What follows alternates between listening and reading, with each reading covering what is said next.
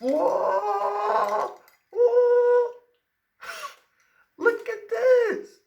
The brothers and sisters finally decided to come back to another video with me dressed up like this. It's just too bad I had to get a certain subscriber on my channel before I did it again. That's right, I'm looking at you, Kayla. And Kayla, you're probably laughing as I speak about this new outfit. That's alright, it's all good.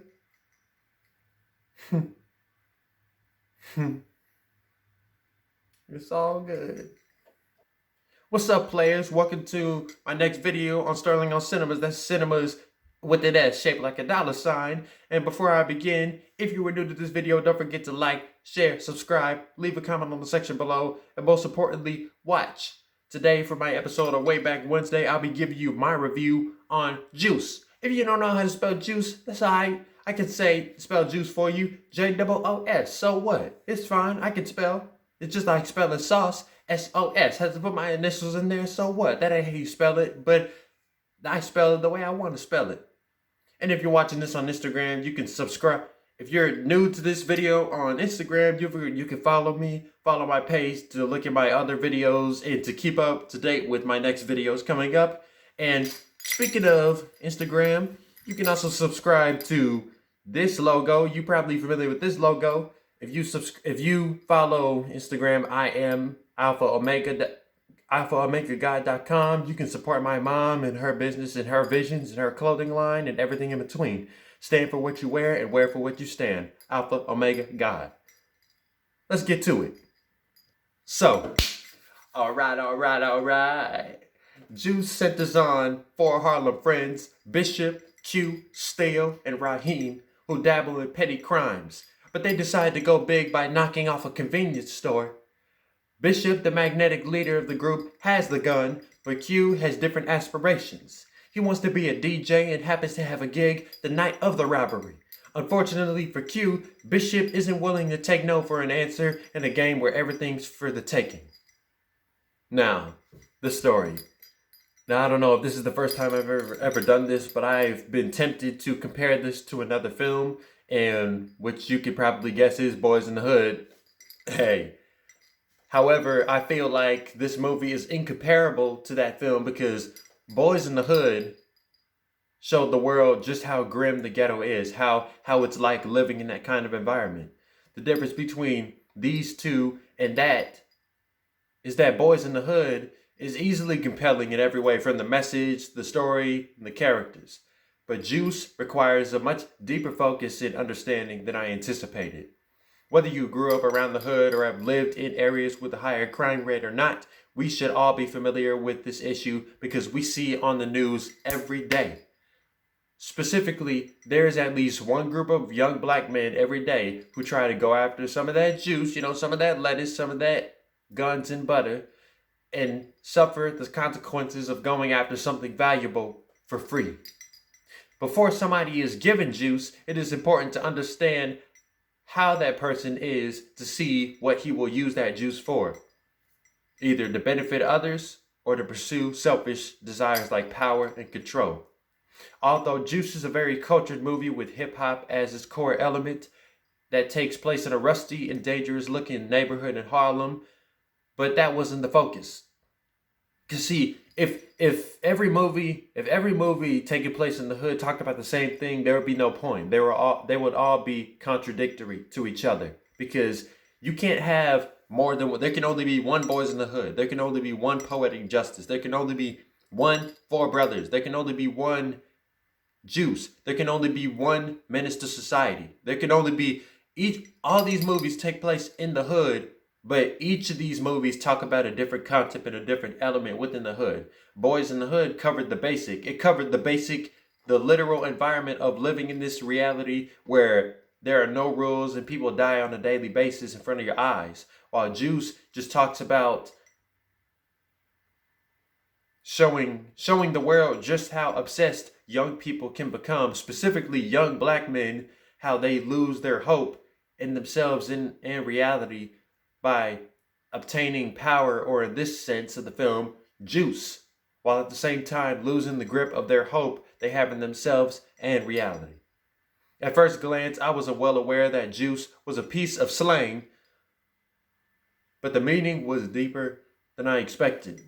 Few people use the term juice when they're referring to the power being stored inside of an electrical unit. Metaphorically speaking, juice, the director uses juice to represent power on the streets, flowing through the streets, flowing through the highways, flowing in the subways and the corners and the alleyways. And this right here is a thought-provoking concept, considering that the majority of young people, especially young black men, I'm going to say young black men, become so stirred in the thoughts of having power and authority over everybody around them. Now, the characters. Excuse me while I put my hood on for this one. The characters. The 4 main characters in Juice consist of Bishop, played by the late great Tupac Shakur, Q, played by Omar Epps, Steele, played by Jermaine Hopkins, and Raheem, played by Khalil Kain. Now, I need all eyes on me on this section. All eyes on me. Although they are 4 friends who grew up in Harlem, they each have their own things that they go through. The protagonist, Q, aspires to be a professional DJ. Q owns his juice when he is being over the records in his DJ career. You know, owning that funk, owning that rhythm, owning that vibe in the Def Jam comedy. Bishop is the leader in the group and pretty much possesses juice within the crew. However, enough isn't enough when he thinks about how much power he could obtain by robbing folks. Specifically speaking, becoming armed and robbing a convenience store on a corner. When we see Raheem, he has pretty much been drained of his juice because his girl broke up with him and now has to raise a child on her own. Not an uncommon issue in this world. As for Steele, he doesn't really have any power because he's just, juicy. He's just juicy. Bishop comes to the realization that they each soon start to learn that all they do is run away from the police. They run away from authorities. They run away from school. They run away from different law enforcements. They run away from other gangbangers. And the best they can do is to step up and take the streets back for themselves. Because in his mind's eye, all they're doing is running away from that juice, running away from that value. So he decides to take the risk despite knowing the consequences. Now, of course, Bishop's obsession over juice gets taken too far and he literally becomes a sour menace. He consumes so much of that juice that he doesn't just get all the taste, he doesn't get all the flavor, he doesn't get all the sweetness, he doesn't get all the sweet rewards and the sweet value, but he gets the sour attitude inside.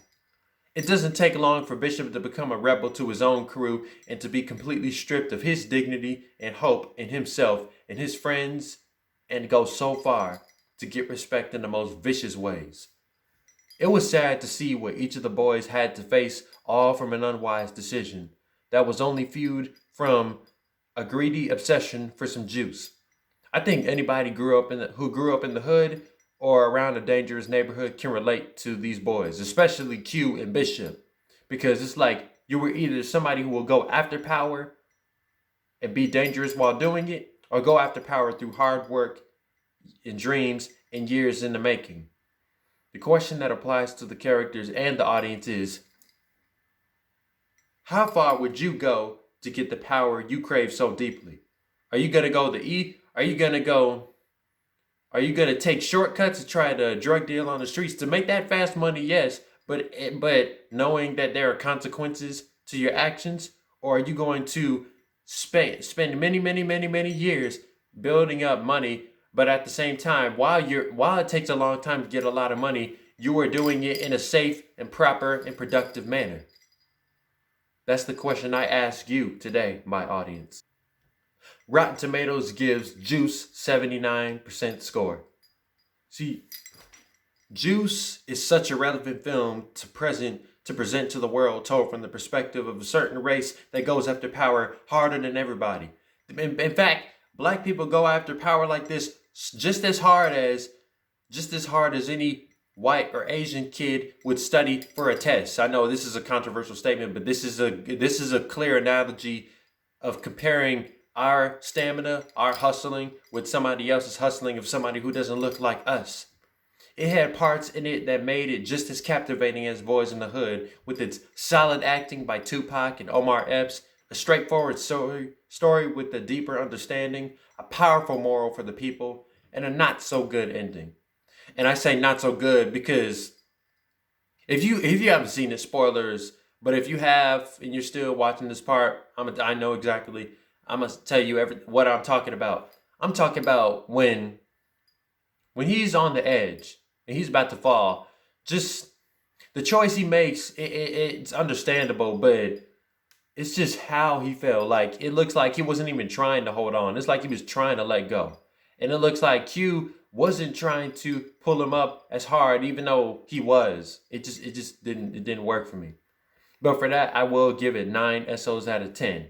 So that is my review on Juice. You can let me know what you guys think about it in the comment section below. Do you like it better than Boys in the Hood, or do you not like it better than Boys in the Hood? Or if there's any other movies that take place in the hood that you recommend me to watch, like Menace to Society, Poetic Justice, please let me know in the comment section below. And I'll see you guys next time with my next video.